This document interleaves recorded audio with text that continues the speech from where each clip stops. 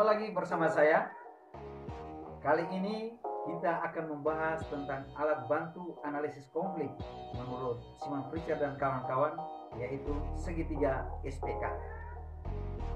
Alat bantu segitiga SPK didasarkan bahwa sebuah konflik memiliki 3 komponen utama, yaitu sikap, kemudian perilaku, dan konteks. Kita singkat menjadi SPK. Nah, jadi ketika kita menganalisis sebuah masalah, kita harus memastikan bahwa sebuah masalah itu terdiri dari 3 komponen tadi, yaitu sikap, perilaku, dan konteks. Bagaimana tujuan menganalisis sebuah masalah dengan menggunakan segitiga SPK? Di monitor Anda akan terpampang sebuah slide tentang tujuan alat bantu ini. Mari kita lihat bersama.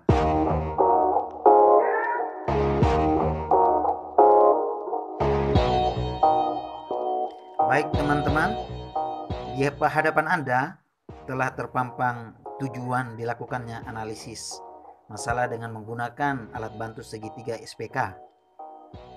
Kita lihat tujuan yang pertama adalah untuk mengidentifikasi ketiga faktor itu di setiap pihak utama. Jadi kita ingin mencari tahu konteksnya seperti apa, perilaku seperti apa, dan sikap seperti apa di setiap pihak-pihak yang terlibat di dalam masalah tersebut. Kemudian tujuan yang kedua adalah untuk menganalisis bagaimana faktor-faktor itu saling mempengaruhi. Perlu diketahui bahwa sebuah konteks bisa mempengaruhi perilaku, dan perilaku itu bisa mengubah sikap seseorang. Saya ambil contoh, seorang yang pendiam, seorang yang bukan seorang pembunuh bisa berubah ketika situasi terdesak. Ketika dia diancam oleh teror, maka untuk menyelamatkan dirinya, dia bisa berubah menjadi seorang pembunuh. Maka sikap yang tadi bukan seorang pembunuh, situasi yang mendesak, dalam keadaan pressure, dia akan berubah menjadi seorang pembunuh. Itu contohnya. Kemudian yang ketiga, untuk menghubungkan faktor-faktor itu dengan berbagai kebutuhan dan ketakutan masing-masing pihak. Jadi konteks, perilaku, dan sikap itu sebetulnya bisa menjadi kebutuhan salah satu pihak, dan pada saat itu juga bisa menjadi ancaman bahkan ketakutan oleh pihak yang lainnya. Dan yang keempat adalah untuk mengidentifikasi titik awal intervensi dalam suatu situasi. Jadi perilaku, sikap, segala macam itu kapan masuknya dalam konflik tersebut, itu juga harus kita identifikasi. Dan ini merupakan tujuan akhir dari analisis segitiga SPK. Nah, segitiga SPK bisa digambarkan dalam segitiga tersebut. Ada sikap, ada perilaku, dan ada konteks. Selanjutnya, pertanyaan yang akan muncul adalah kapan kita dapat menggunakan alat bantu analisis konflik ini? Yang pertama adalah di awal proses untuk memperoleh pemahaman yang luas tentang motivasi pihak yang berbeda. Kemudian di akhir proses untuk mengidentifikasi faktor apa yang dapat diatasi dengan suatu intervensi. Dan yang ketiga, untuk menunjukkan bagaimana perubahan dalam satu aspek dapat mempengaruhi aspek lainnya. Nah, ketiga hal itu merupakan konteks di mana kita dapat menggunakan alat bantu segitiga SPK ini. Baik, teman-teman, saya akan mengambil sebuah contoh konflik antara orang-orang desa dengan orang-orang kota. Lebih khusus lagi kita ambil contoh pegawai yang ada di desa dengan pegawai yang ada di kota. Kita lihat dari aspek perilaku. Nah, menurut pandangan orang kota terhadap orang desa, bahwa orang desa itu bodoh, kasar, tidak tahu komunikasi, tidak punya inisiatif, dan tidak produktif. Sebaliknya, mereka memiliki pandangan bahwa perilaku mereka, orang kota, adalah mereka memiliki sikap yang bertindak dengan visi, canggih, dan pendekatan yang partisipatif. Kemudian perilaku ini justru berbeda dengan orang desa. Orang desa menganggap orang kota itu banyak bicara, selalu benar, pandangan rendah terhadap orang desa, takut berada di daerah pinggiran, dan berlagak seperti bos-bos.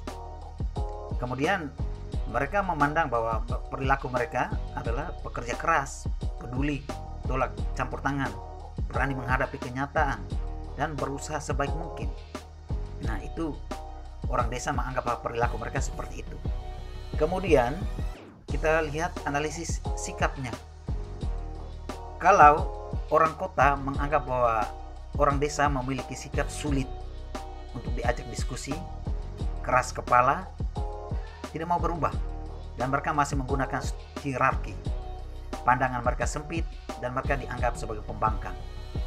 Sebaliknya, mereka menganggap sikap mereka itu orang modern, berpikiran luas, dapat paham masalah-masalah besar, mereka peduli dengan kepentingan pihak lain, dan kadang-kadang mereka merasa superior, mereka lebih hebat daripada orang lainnya. Nah, hal ini berbeda dengan pandangan orang desa terhadap masyarakat kota mengenai sikap. Mereka menganggap bahwa orang kota memiliki sikap sombong, tidak cermat, tidak peduli, manja, tidak setia, dan menganggap diri hebat atau superior tadi. Sebaliknya, mereka menganggap bahwa sikap mereka itu tradisional, sadar akan kenyataan, tahu apa yang harus dibutuhkan. Mereka menolak intervensi, mereka merasa diasingkan oleh kota dan merasa tidak dihargai oleh orang-orang kota. Nah, ini anggapan sikap orang desa bagi diri mereka. Nah, sekarang kita lanjut pada aspek konteks. Kalau pegawai di kota, biasanya mereka lulus sekolah tinggi, sistem pendidikan lebih baik, lembaga pendidikan tinggi ada di kota, sistem komunikasi lebih baik, dan keamanan lebih baik. Sebaliknya, di desa, staf yang ada di desa, mereka hidup dari konteksnya tertekan secara politik, kadang diskriminasi politik, kemudian tidak cermat, tidak ada kepedulian dari pemerintah, kehadiran kekuatan militer sangat terasa di desa, intimidasi, bahkan mereka memiliki penghasilan di bawah standar. Nah, itu konteks yang fakta yang ada di desa dan ada di kota. Baik teman-teman, itu contoh bagaimana kita menganalisis segitiga SPK, yaitu sikap, perilaku, dan konteks. Jadi ini hanya sebuah contoh antara konflik pegawai di desa dan pegawai di kota. Jadi apabila konfliknya berbeda antara orang kaya dan orang miskin, maka segitiga SPK juga akan berbeda. Dia tidak akan sama dengan pegawai di kota dan pegawai di desa. Jadi tergantung dari pemahaman, pandangan, sikap, konteks, dan perilaku antara orang-orang yang terlibat dalam konflik tersebut. Jadi ini hanya merupakan sebuah contoh, akan berbeda konteks, sikap, dan perilakunya di antara pihak-pihak yang terlibat di dalam sebuah konflik. Teman-teman, demikian penjelasan tentang alat bantu analisis konflik segitiga SPK. Jangan lupa bahwa segitiga SPK ini digunakan di dalam konteks tertentu. Jadi tidak semua konflik memiliki 3 SPK tadi. Oke, sampai di sini perjumpaan kita. Kita akan bertemu pada video selanjutnya.